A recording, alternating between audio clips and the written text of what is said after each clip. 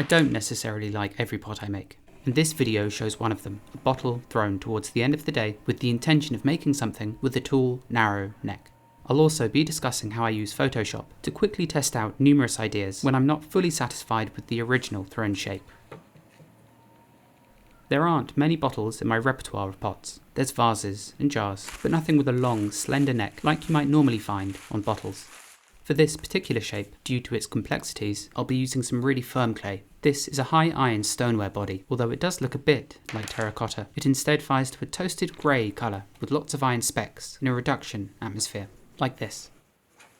And for this piece, I'm going to be using about 1.5 kilograms of clay, which is about 3 pounds and 6 ounces. The lump of clay then gets wedged up. Think of this as a bit like kneading dough, but instead of incorporating air and creating gluten, the idea is to completely rid the body of any pockets of air and to make the mass of clay one even, smooth texture. It's folded in a rhythmic manner and then gets sealed up, and I do so in such a way that the lump of clay has a rounded base. This way, when it's firmly thrown against the wheelhead, it doesn't trap any air beneath it. And I can check to see if the lump of clay has been properly wedged by slicing it in half to see if there are any voids left inside. And this looks pretty good, so I'll slam the two parts back together and then head over to the wheel to throw. I firmly chuck the lump of clay against the metal wheelhead, and it helps, especially if you are using harder pieces of clay, to get them as central as possible before you start throwing. And to make this easier, I tend to use the rings on the wheelhead to help me figure out which side is off, and you can pat it, push it, or squeeze it into the middle. And when I think it's more or less there, I seal the base with a fingertip, scraping a small amount of clay into the wheelhead, which helps to hold it securely in place.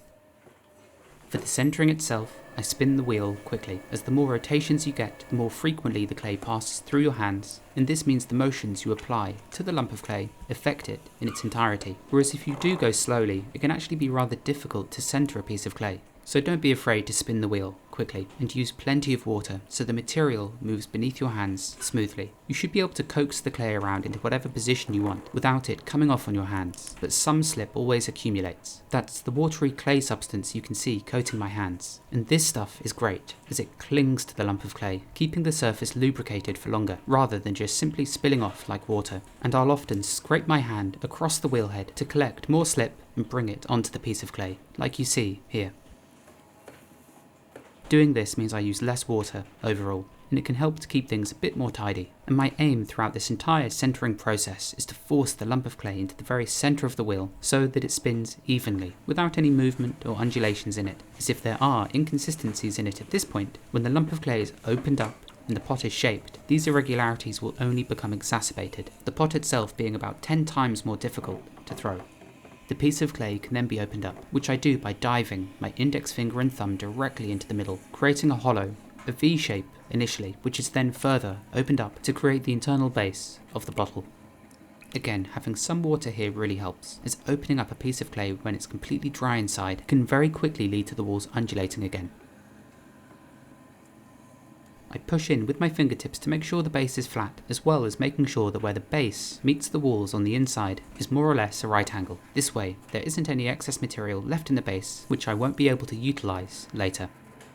Now, it is possible to check the thickness of the bottom, which I do by sticking a potter's needle through the clay until it hits the metal. I then place a finger on the needle that touches the base of the pot, and then I remove both the needle and my finger together so that I can see the difference. In this case, the base was about 1 centimetre thick, which is too much, so it was compressed and checked again.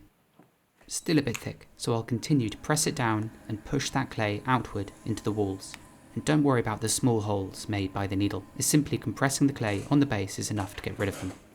And now, for my first pull, instead of working from the outside with a knuckle or a sponge, I'll be collaring in the lump of clay from both sides with my hands, pushing the clay in and up in one motion, and then cupping my palms and fingers around the rim to make sure it's on centre.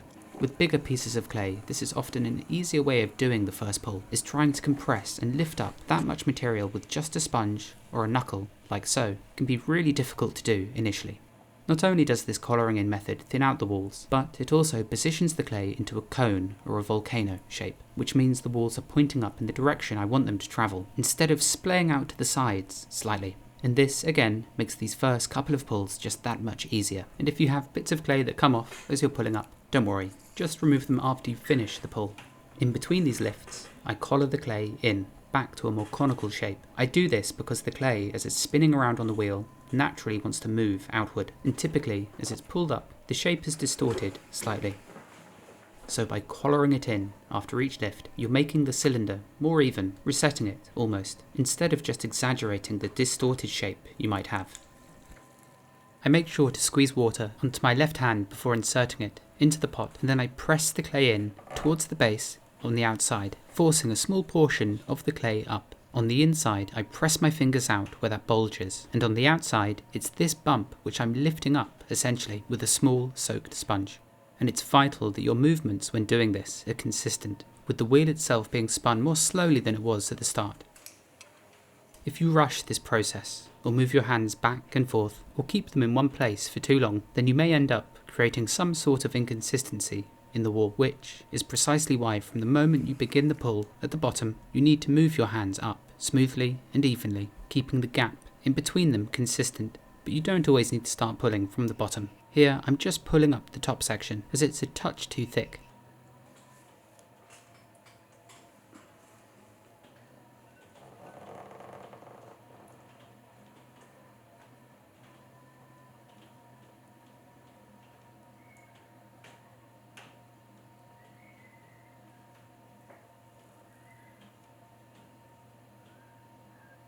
And if you find your hands or arms becoming uncomfortable towards the top, you can gently let go and then continue throwing from where you left off. With the cylinder now tall enough, I'm going to begin shaping it properly, although it's worth mentioning at this stage I have left the upper portion of the wall slightly thick. This way there's enough material to throw into the tall, narrow opening this form will have. I'm not completely sure about the particular shape I'm going to make. I want the body of the bottle to have two distinct angles, with the elongated narrow top protruding out of this. I did some very simple sketches before getting on the wheel, but I'm going to test out more iterations using a different method, but I'll show you that towards the end. First off, I'm scraping clean the bottom angular section of the pot, pushing my fingers on the inside out against the brass metal edge of the kidney. Then, at the top, I'll begin throwing the clay inward and giving it some height. I then soak both hands and collar the clay in, wrapping a finger over the rim to keep that under control. This is always a slightly difficult process, as, essentially, you're forcing walls of clay that are thinner into walls of clay that are thicker, and this can potentially cause the clay to ripple, or for an undulation in the rim to appear, which is the lesser of two evils, as that's an easy fix.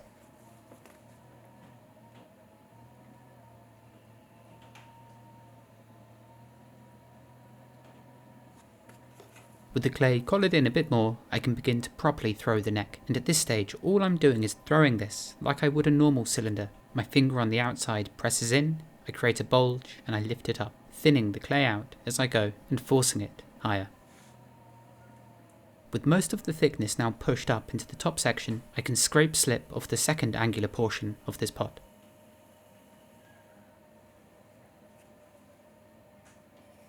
After which, I can begin to shape the neck properly. I want this portion of the pot to flare out slightly, but first it needs some height, so that's my focus initially.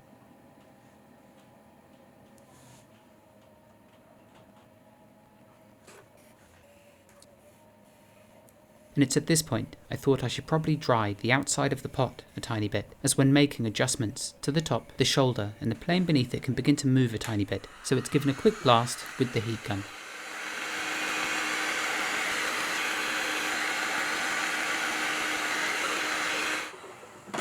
And before I close the shape up anymore, I need to remove any water or slip inside, as it can so easily become trapped if I do restrict the opening too much. And leaving excess water inside a pot like this isn't the best thing to do, as it will very quickly degrade the clay in the bottom to the point where the pot can split as the water slakes the clay down, weakening it.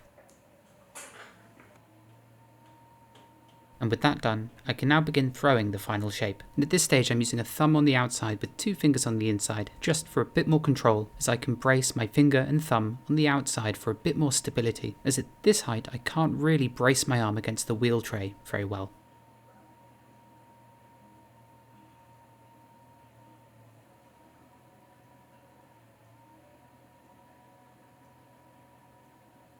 Now, speaking about pots that you don't particularly like, I think the neck itself is a bit too narrow for the shape, or perhaps the shoulder of the pot needs to be more steeply inclined, but I'm not sure yet. Perhaps when the neck is taller, it might look better. If one's thrown and I still really dislike the shape, I typically just squash the pot and then throw another one. But if I'm unsure, I tend to wait until the piece is leather hard, I turn it, and then I make a decision, as the shape of the pot can be changed quite a lot then.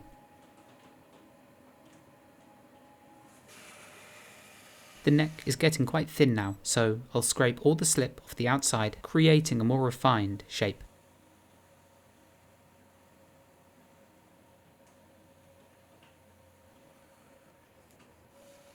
Another thought is that the neck portion just might not be tall enough for it to work proportionally.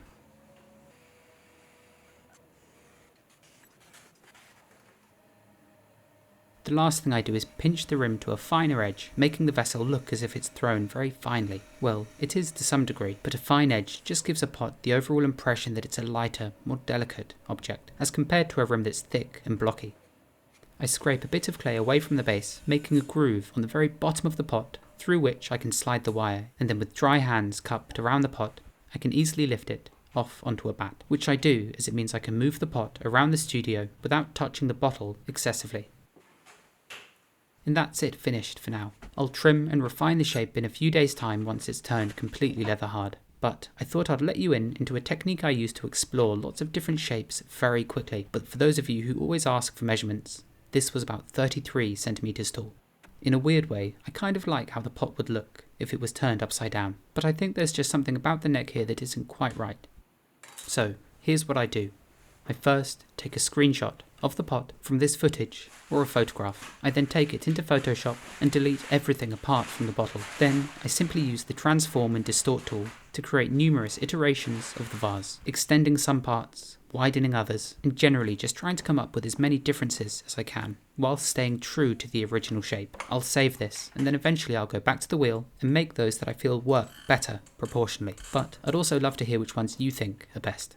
I like the piece that's top right, but any of those with a larger neck I prefer, although bottom left is quite fun too. This is a good, quick and easy technique to test out different ideas, and it's something I do fairly often if I am feeling a bit stuck.